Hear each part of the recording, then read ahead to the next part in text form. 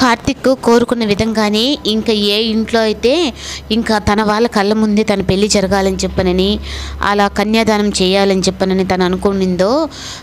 ఆ దీప కోరిక మేరకే ఇంక అక్కడే పెళ్లి జరిగేటట్టు చేస్తాడు. ఇంకా మా శివనారాయణ గారి భార్య తాళిబొట్టే ఇంకా దీప మెడలో వచ్చేటట్టు చేస్తే ఇంకా సుమిత్ర అయితే నేను నీ తాళిబొట్టు తీసేశానని చెప్పని నీకు తెలిసి ఎందుకు గమ్ముగా ఉన్నావు కార్తీక్, నువ్వు చెప్పచ్చు కదా అందరికీ అంటే, నాకు అమ్మ తర్వాత అమ్మ లాంటి దాని అత్తయ్య, కానీ నువ్వు దేనివల్ల చేసావో నేనైతే అడగను, కానీ ఆ నిజం నేను బయట పెట్టదలుచుకోలేదు అని చెప్పని అనగానే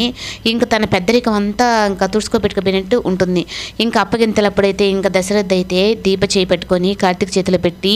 నాకు దీప పెద్ద కూతురు లాంటిది, నువ్వు నా భార్య ప్రాణాలు కాపాడి ఇంటికే వచ్చి ఇప్పుడు నా కూతురు స్థానంలోకి వచ్చావు, ఇక నుంచి నువ్వు నా పెద్ద కూతురు అనగానే దీప కళల్లో అయితే నీళ్ళు అట్టే వస్తాయి. ఇంకా శివనారాయణ కూడా అయితే దీప విషయంలో కొంచెం మారుతాడు. ఎందుకంటే శివనారాయణ గారి భార్య కొన్ని అలవాట్లు దీపలో ఉన్నాయి, అందుకే నాకు దీపలో కొన్ని లక్షణాలు నాకు నచ్చుతాయి అనగానే తాతయ్య ఇంకా మెచ్చుకున్నాడు అని చెప్పని దీప అయితే చాలా సంతోషపడుతుంది. ఇంకా దశరథ్ అయితే ఒక కూతుర్ని ఎలా అప్పగించాలో ఒక అల్లుడికి చెప్పి అలా ఇంకా కార్తీక్ అన్ని మంచి చెడ్లన్నీ చెప్పి, నీకు అత్తారిల్లు తర్వాత నీకు ఏ కష్టం వచ్చినా ఈ పుట్టులందని మర్చిపోబాకు దీప అని చెప్పి అనగానే, నేను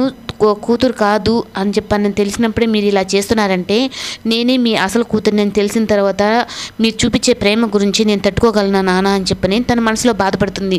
ఇంకా వెళ్ళిరా అమ్మ అని చెప్పని అనగానే మళ్ళీ ఇంకా దశరథ చేతులు పట్టుకొని ఇంకా కన్నీళ్ళు పెట్టుకొని ఏడుస్తూ ఉంటుంది. ఇంకా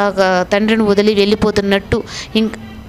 అప్పగింతలల్లో తను ఇంకా అలా ఏడుస్తున్నప్పటికీ ఇంకా తను కాంచన అయితే